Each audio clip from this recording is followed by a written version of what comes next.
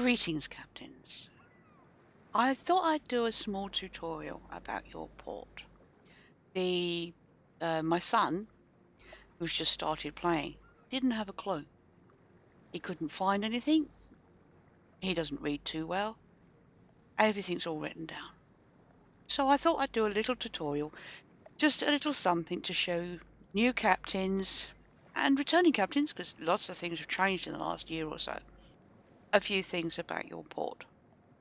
This is your port. I can change the port by clicking here. That will give you different ports you can choose from. I like sunshine ports. I can see them clearly. That's my choice. You just click on them, click save.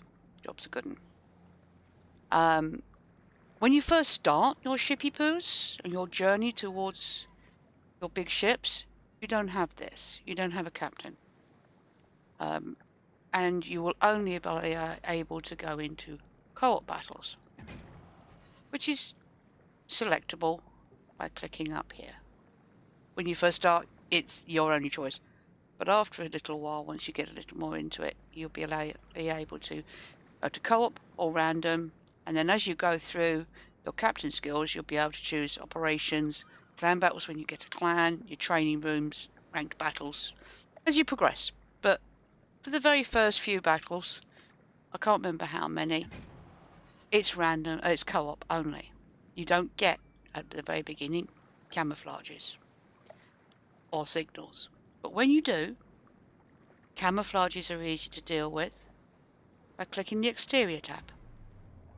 I've got a lot of camouflages. I've been playing for a very, very long time. But you have got the basic ones, which is the type 2, which puts off the enemy fire slightly by 4%. And you've got the type 1, which brings down your concealment, so you're a little bit more concealed. And you've got the type 5, which does both. Yes, it's more expensive. You pay 22,500 per game to replenish it, but that is the better camo to use. These are fine as an emergency progress because they're cheaper. If you've got problems with your cash flow, but that is the better one to use. That's my advice. Once you've got able to put camouflage on your ship, you select the camouflage by clicking purchase and mount. Yep, we'll do that. And then if you want to resupply it every game, you click enable. Resupply using in-game currency. Yeah, that's yeah, in-game currency. But yeah, so now I have camouflage. When you are able to get signals, as you get further on, you can get a selection of signals. These are personal choice. Very personal choice, but they all have different things they do. The Papa flags are wonderful for free experience when you're allowed to collect it. Sorry, sun. That's the sun I was talking about. Papa flags, once you can get signals, once you're allowed to collect your free XP, they are brilliant for gaining more free XP. But the basic ones, from my thought, for newer players, or new players, is the Equal Speed Charlie London, which gives you 50% extra XP in the battle, and the Zulu Hotel, which gives you Commander XP, which is very good when you've got your captains. And you've got the Zulu flags, which are financial, gives you more credits, and the Indian Bravo, which gives you 10% on your servicing costs, minus 10% on your servicing costs. These economic flags are really useful flags. I'll show you how to get a lot of those as we go through. These are all doing flags, combat flags if you like. AA, secondaries, which you don't get at tier 1. You've got the other ones of causing fire, but notice the risk of magazine detonation. Think of that before you use it. That one's flooding for torpedoes. Witherer gives you, or this one, Victor Lima, gives you a little bit of everything. So you've got a ship with torpedoes, and you don't want to have a chance of losing getting detonated, try that one. That one's the more comprehensive. Overall, it's not as good, but it's a good, you know, it's good balance. Good balance. Ramming flags, they're for battleships predominantly in my eyes. And I mean, you read through it. Speed flag always goes on a destroyer, the same as the detonation flag. That's a destroyer job, definitely, because destroyers get detonated very quickly. And then you've got the other consumable flags for recovery time, extinguishing fire. That's predominantly for battleships and ships with a heel. And you've got consumables reload faster. When you get then, you've got the flags at the end. These are just look great flags. Nothing more than that. When you first start, you won't have any of these. They just look great. There's nothing to them. You don't get a bonus with them. They just look good. Okay. So you click the port button and you go back to your port. Now, all ships have upgrades and modules. Click that. And that brings you up to where you've got with your ship. As you can see, I haven't done this line, so I haven't even been down this part of the line at all. So I haven't got anything. That will show you your next ship in the line. I've got a clan bonus anyway because I'm in a clan, but it will, if you're not in a clan, which I don't think you can join at first, you'll have the full payment, but you know, it'll come. This is where you get your upgrades. On the tier 1s, you get 1. Main armament modification 1, for me, and this is not changing in the next patch, just out of interest, is the most diverse upgrade you can get. I have it on every single ship. Why? Because it does a little bit of everything and keeps everything a little bit safer from getting damaged. That's all it does. It just it increases the survivability, and it helps accelerate the repairs of said item. So that's to me is the most important one on every ship.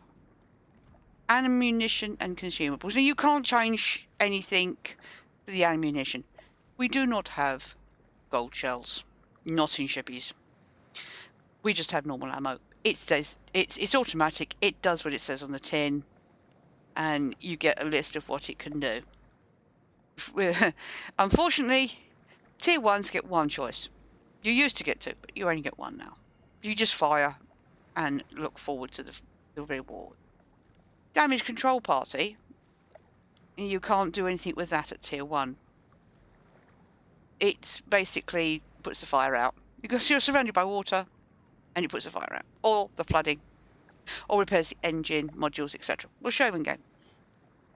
So that's that part of it. Click port to go back to port. You have the tech tree, which is at the top here, which shows you what you've done, what you haven't done. I've got through an event, I got them further along, but I haven't done these. And I'd like to do, the completest thing. I want to get through them. So you start off at tier 1 and you go through. You will have all the different nations at the side. As you can see, for me, I've done a few. And, we're working on it, and you gradually work through the tiers, grinding each one. It's a lot to do as a new player. These are the premium ships at the moment, and these change, all these premium ships, every now and then. And these are free XP ships, using your free XP. Some are good, some are not. Watch all the YouTube videos to decide which one you feel best with. Or ask a streamer. But you'll get through them. They take time. We won't go into... these are for the Research Bureau. That's a later date. But yeah, so that's where we're working from. And we will eventually work through these. Your profile is the next one along. You click that and it shows you how you're doing. We won't look at mine. It's awful. And then if you've got a clan, you've got a clan tag at the end. And it shows you your clan base, how your clan's doing, and all the other bits and pieces to do with that. Right. The one thing that my son said was, how do I get your reticle, Mum? Because he watches me on stream. Go to your settings, which is that little cogwheel in the corner. Click settings. And eventually, once your UI catches up, we've got graphics, audio, and controls. Graphics, you just set up all your... I've set it down to minimum because I started getting stutter on stream. I could do it higher, but it wasn't streaming nicely. Basically, that's almost automatically filled out. If you're colorblind, there is a color blindness filter, which may help you. It may stop you accidentally hitting the enemy, or hitting the allies. And then you've got... I'm not quite sure what that's for, but I think that brings it up and down a bit. But, you know, there's your allies, your enemies, your division mates are yellow.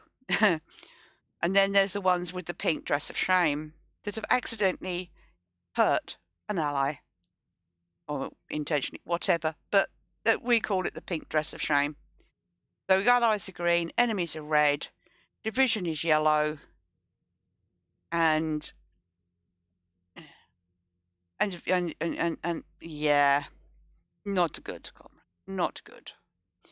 So that's them. Audio. Set up your general levels. Everybody has their own designs on the engine sounds. Fiddle with this one. This one will take a bit of time to get it how you like it. This is how I like it. You can, if you download a game, you know, put some music into the game folder, which is in the settings in the main game thing. You can have your own music. Perhaps I'll look at that at a later date. Ship horns, they're fun. You got your enable voice chat. I haven't got it enabled because I use Discord. Perhaps sometimes I ought to, but then again, somebody might get called a noob. Me, probably. But yeah, so you've got your sound quality, voiceover. I've got the Mighty Jingles voiceover because I got him. You can still get him. Go onto the forums and look at the past bits of it. It is there. If I can remember, I'll put a link in the description. Music mode, I've got it on original. It's just what Wargaming gave us. The good music. It's not too bad. If you don't like the music, turn it off. Slide that slider, and you've got all that quick messages and all that. That's just how you like it. You've got to set that up your way. You've got to fiddle with it. When you finish, you do apply. Okay, it goes back to the port. Controls. Now then, for most of this, you will probably be already aware of. You can check what finger does what number does this, that, and the other. You can change them. You click the button, and it does that. And then you press whichever one you want it to be, and there you go. It's done. And then when it's finished, you click apply, and okay. I kept putting it back to the same one, so it didn't come up with apply. But that's what you do. It is changeable. I have got, as you can see, my speed up is not W, it's R. Because that's my better finger. My W key, the finger gets locked because I've got arthritic hands. So W is a different key. I'll put it for the heel. It's the same as Call of Duty Modern Warfare, the original COD 4. We won't go there. Exactly the same keys. So I've done that. Anyway, so you've got all these weapon groups, cameras, and yep, get all those. When you first line up, you first come in, these are not ticked. Tick the display team lineups so you can see who you're against. Show the battery reload times. They are really important to have those underneath on the UI. The smoke screen boundaries. You can tell clearer whether you're in the smoke screen or not. They are useful, and for firing against people in a smoke screen. Smoke screen timer, definitely. If you go into your own smoke screen or someone else's smoke screen, well, not at tier 1, but later on, having that timer come up tells you whether you've got to put your foot down and get what sits out, or you can stay there for a second. Remember, smoke screens are torpedo magnets. And scenarios in the training rooms. Training rooms are brilliant. You've got to have them. They're excellent. Alternative battle interface. Yes, put it on full. You got off, adaptive, or full. Just put it on full. Then you get all the information that you need, and I'll show you when we get there. I've got the terrain indicators and the avoidance system. Mine's on because I hit islands quite commonly. I'm poop. We call them Notzers, and I pull a lot of them. And that's the Notzer avoidance system. It's useful. Right, crosshairs. On the stick controls, crosshairs. That's the one you want to click. And look at that. That's the crosshair I use. As you can see, it's type 7. And it's static. You can have static or dynamic. Dynamic is when you zoom in, it goes in with you. So that you get the same there as you would zoom in. So you basically just take the camera straight in. I don't like it. That's my view. Everyone's different. You can change these crosshairs as often as you like. And I wouldn't do it in battle. I would do it, have a battle with one crosshair. If you don't like it, once you finish that battle, go back in, change it to one you think you might like. And the thing I like about it is that you can change the different lighting aspects to see whether your crosshair is effective in each scenario. This is the worst one I find for all the crosshairs. It is difficult for everybody. But yeah, so to change that, you've got your static there. Click your static. There's a little down arrow. And there is all the different crosshairs that you want to choose. So you can go, there's type 1, type 3. There's a lot of different, everyone is different. Slightly, some more so. That's very minimalistic. Some people like it. You got the different. I like this because you've got the angles, and it helps when your ship is angling away, or towards you even. And that one's more as time for your shell travel, and that just confuses the doodahs out of me. That one's similar to the one I used to use before they changed it all. This is quite good. It's minimalistic, but it gives you, there's your firing point. You put that where you want it to hit, and then you get your ship's angle, and then you move it to how far away it is and the time for the shell. Bang, and you should hit them, unless you're me. And of course, then you've got that one. But me, I like the type 7. I find that's the most appropriate for me personally. Everyone is different.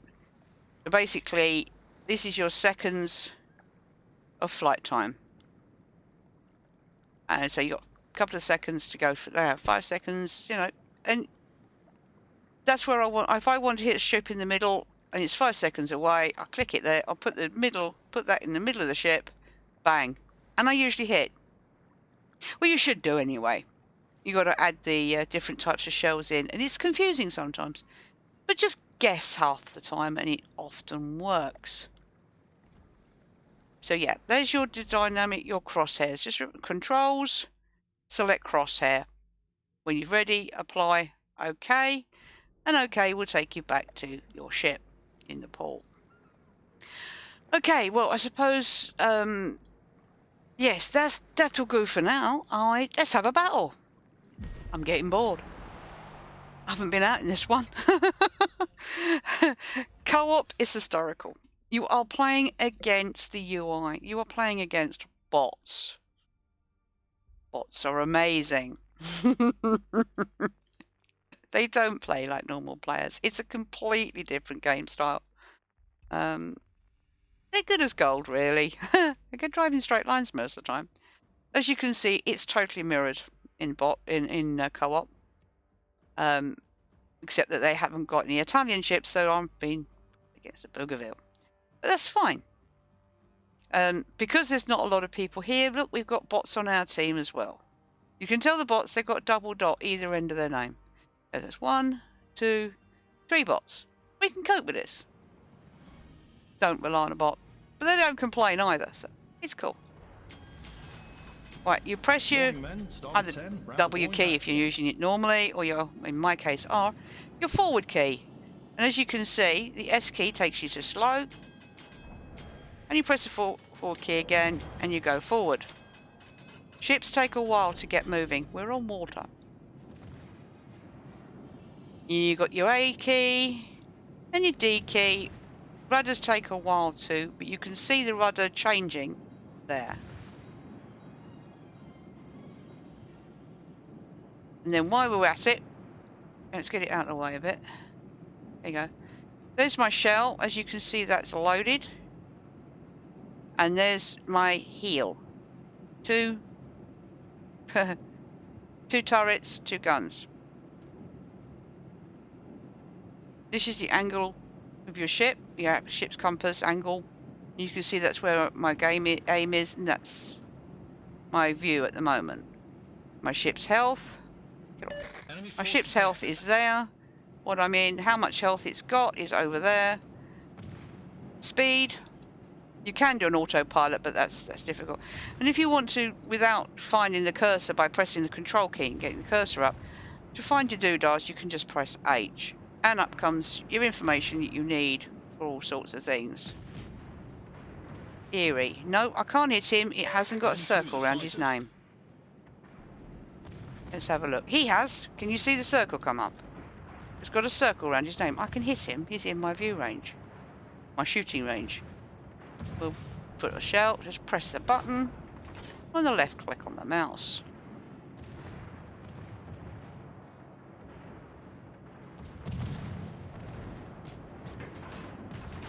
I haven't hit a thing yet because oh yep, there we go. That is an over. Yeah, that's an over. That's a penetration. So that's 3 penetrations. And as you can see, I have the all up the top, and there you go. I've got damage being caused slowly. Oh, that Bougainville is now in my range. He's going to ram. Are they going to ram? No, they didn't.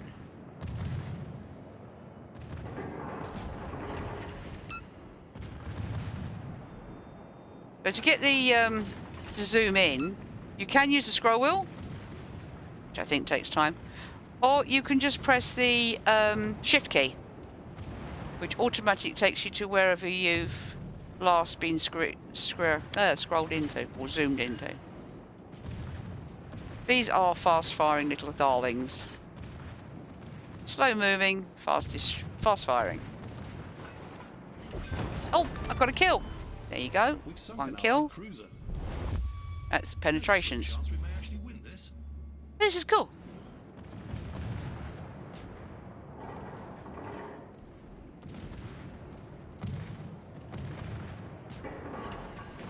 That sign there is for incapacitation. I damaged a module, a gun or engine or rudder or something similar.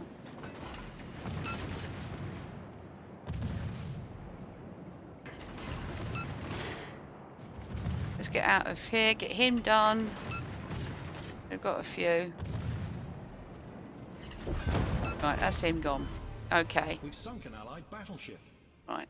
The others are over there. I'm just going to sail around, I think. Right, mini-map. This is your mini-map. Mine is huge. When you first start, yours won't be. As you can see, when it's small, you can't see a thing. Why do you need a mini-map? Mini-maps show you when you, because you've put your last known positions on by putting the extended mini-map features in, shows you where your enemy are. Very useful that you don't accidentally go around the side of an island and bump into an enemy.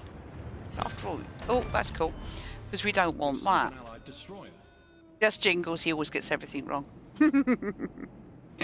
Love him.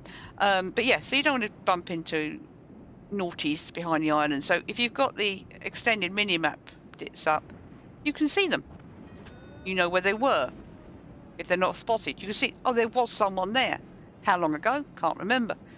That's why you have to keep looking at your mini-map. And if you want to get extra circles on and get your ranges, you click the cogwheel, and there I can have my AA gun range, which is not very good on this one. My detectability by air, which as you can see is that circle that just came up. And you've got my main detectability range. That's when I can be spotted in line. Always spotting mechanics are always if they're in line with your eyesight. except if it's radar and hydro. There we go. Look, we got 29 targeting hits, 29 penetrations, 1 incapacitation. Oh, and 3 kills. There's your pound coins that you earned. Your experience, which of course in co-op is poor. Free XP, I've got that. New players won't have that. And the damage. That's your personal score. Team score. Gives you an idea on how you did. We won't worry about these because they're bots. But it gives you an idea on how well you played and helped your team. Detailed report gives you everything that you did. And if you put your little cursor over the ship, you can see the damage you caused. And what you did to them. With your HE shells, well, HE on this, you get AP as you go further on. Now, next ship up, I think, yeah.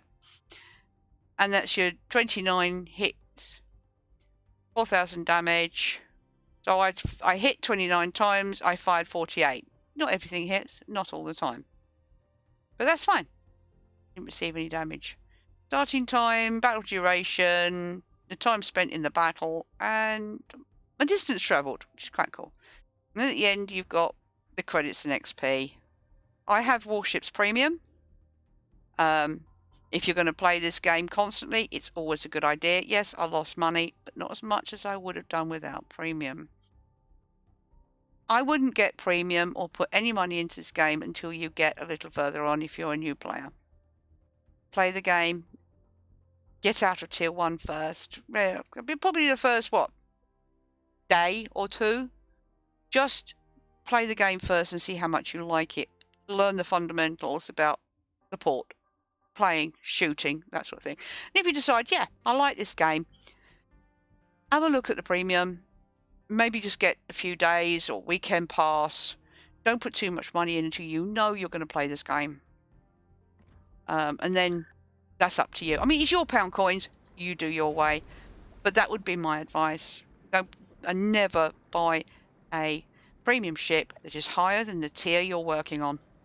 So if you've got to tier 4, get a tier 4 premium ship. When you get to tier 8, then get the tier 8 premium ship. Or then the same with the other tiers. Don't go above your tier. Because it will get into a world of hurt. You won't be able to deal with it and it will put you off the game. And then that's your money down the drain. But that would be my advice. Because I did it. I did get a tier 8 premium when I first started. And I regretted it because I didn't play the ship for over a year. Eventually I got round to saying, well, yeah, I can play this now. And I was pooping it. Because I didn't know. Then when I started to really play properly and get up to tier 8, I started to realise how to play the ship. And yeah, then I could play it. So stick with the tier you're on. Don't buy a premium higher than your tierage. So anyway, now that I have got some experience. Let's see. Hit the modules. Is that enough to get the next ship? Oh, look, it is. Look. Oh, yeah, that's the only problem with this. I wanted 300 experience. I now have 346. So we click on the ship. And that will take you further up. And that does that. Now you can see your ship here. This is a good feature. New ship you're looking at. This is called armor layout. This is brilliant. This shows you the armor when you hover over it of your ship. So you know where it's strong and where it's weak. Tier 1, 2, 3, 4, some 5s are paper thin anyway. But you can fiddle with this. You take off the bow and stern armor. You can take off the superstructure. You can take off the casemate. And that leaves you with the thing they call the Citadel. Which is really funnily shaped. It's called Turtleback. Sort of. Not as good as the Germans. They have the best. But we'll go through armor layout at another time properly. And you've got all the survivability, your hit points, the artillery. And remember, I haven't even bought this ship yet. But you've got information about them. Maximum speed. The turning circle. It's not very good. And concealment, 8.1. But that goes up once you've got captain and camo on it. So it'll go down, well, it goes down, should I say. But not a lot, as it's a cruiser. So let's get this here. We research it first. 300. Bing, bing. I have researched it. Now I need to get to buy the ship. I've got slots. Some people haven't. They're 300 doubloons. Commander. You won't have a commander if you're brand new, but you can get a commander with it, or you can buy it without. And then you just pay the money. I've got clan reduction, otherwise it would be 85. Ding ding. I now have a shiny new ship in my port. Yes. And as you can see, I've got upgrades now that I can work towards. I have to earn the experience to get them. And then I can move on to the next ship. I've selected commander on the next one, I think. We'll work on tier 2 next time. So yeah. I hope I've been a little bit of help. Basics of the port and tier 1. If you have any questions, either catch me on stream or ask me in the chat. I can always do or add or do it. I can explain it on stream, or I can explain it in another video. Let me know what you want, guys. And until then, have a fantastic day, and I'll see you on the next one.